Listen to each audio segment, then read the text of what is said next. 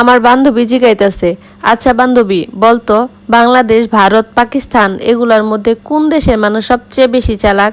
তো আমি বললাম, বন্ধু আমি তো বাংলাদেশে থাকি, আমি তো এত মানুষের সাথে মিশি নাই, আমি বলতেও পারবো না। তবে আমি তোমাকে একটা গল্প শোনাইতে পারি। এই গল্পটা শুনলে তুমি বুঝতে পারবা আসলে কোন দেশের লোক বেশি বুদ্ধিমান। কোনো একদিন বাংলাদেশ, ভারত আর পাকিস্তানের তিনজন লোক নৌকা দিয়ে এই সাগরে ঘুরতে গেছে। হঠাৎ করে সাগরের মাঝখান থেকে এক দৈত্য এসে হাজির। দৈত্য এসে বলতেছে, আমি এক এক করে তোদের তিনজনকেই খাবো। দৈত্যর এই কথা শুনে তো সবার কাঁপাকাঁপি শুরু হয়ে গেল। এরপর দৈত্য বলল, তোদের এত চিন্তা করার কোনো কারণ নাই, তোদেরকে আমি একবারে খাবো না, একজন একজন করে করে খাবো। তোরা প্রত্যেকে একটা একটা করে জিনিস এই সমুদ্রের ভিতরে ফালাবি। আমি যতক্ষণ না পর্যন্ত ওই জিনিস খুঁজে পামো ততক্ষণ পর্যন্ত আমি কাউরেই খামো না। আর এটা খুঁজে পাওয়ার সাথে সাথেই কিন্তু আমি খাইয়ে ফেলবো। তো প্রথমে ভারতের লোকটারে বললো যে তুই সাগরের ভিতরে কিছু ফেলা। ভারতের লোকটা কি করলো, তার হাতে একটা আংটি ছিল, আংটিটা ফালাই দিয়েছে। এখন তো দৈত্য পড়ে গেল বিশাল বড় টেনশনে।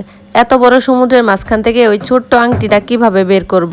এরপর সে ডুব দিল সমুদ্রের মাঝখানে। প্রায় 7-8 ঘন্টা খোঁজাখুঁজির পর দৈত্য সেই আংটিটা পাইলো। পাওয়ার পরে পরে ভারতের লোকটারে খায় ফেললো।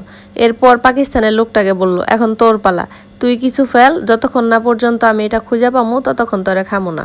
পাকিস্তানের লোকটা কি করলো, তার হাতে একটা পিন ছিল, পিনটা দূরে ছুঁড়ে মারলো। এটা দেখে তো দৈত্য পড়ে গেল মহা টেনশনে, চিন্তার ভাঁজ পড়ে গেল কপালের মধ্যে।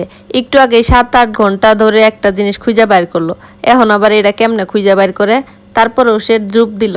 ডুব দেওয়ার পর অনেকক্ষণ খোঁজাখুঁজির পর, মানে 8-10 ঘন্টা পার হয়ে গেছে, তারপর সে পিনটা পাইলো। পাওয়ার পর ওই লোকটাকেও খেয়ে ফেললো। এরপর দৈত্য বাংলাদেশি লোকটাকে বলল, দেখলি তো, তোর সামনে দুইজনকে খাইয়ে ফেললাম, এখন তোর পালা, তুই পানিতে কিছু একটা ফেল, যেটা খোঁজার পর পেয়ে গেলে তোকে আমি খেয়ে ফেলতে পারি, আর যদি খুঁজে না পাই তাহলে তো তুই বাইচাই গেলি।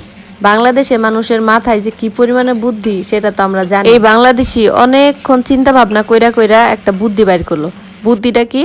সে কি করলো, সমুদ্রের ভিতরে প্রস্রাব কইরা দিল। এখন দৈত্য তো পড়ে গেছে এক বিপদের মধ্যে, কারণ প্রস্রাব তো আর সে খুঁজে পাবো না, এটা তো পানির সাথে মিশা গেছে। দৈত্য এই নিয়ে চিন্তা করতে করতে করতে করতে প্রায় 24 ঘন্টা পার হয়ে গেছে। পার হয়ে যাওয়ার পর সেও সেই বাঙালিকে বলতেছে, তোর এই জিনিস আমি খুঁজে পাইলাম না, যা তোরে ছাইরা দিলাম, মাফ কইরা দিলাম। তো আমার এই কথা শুনে আমার বান্ধবী বলতেছে, আসলেই বান্ধবী, বাঙালি এমন একটা জিনিস, ওরা যেইখানে যাইবো সুই না ঢুকলেও কুড়াল ঠিকই ঢুকাই দিয়ে তো আইবো। আরে দৈত্য তো কোনো ব্যাপারই না। বাঙালির মাথায় যে কি পরিমাণে বুদ্ধি আর কি পরিমাণ বিটলু, এরা শুধু বাঙালিরাই জানে, ওদের সাথে কেউই পারে না কখনোই।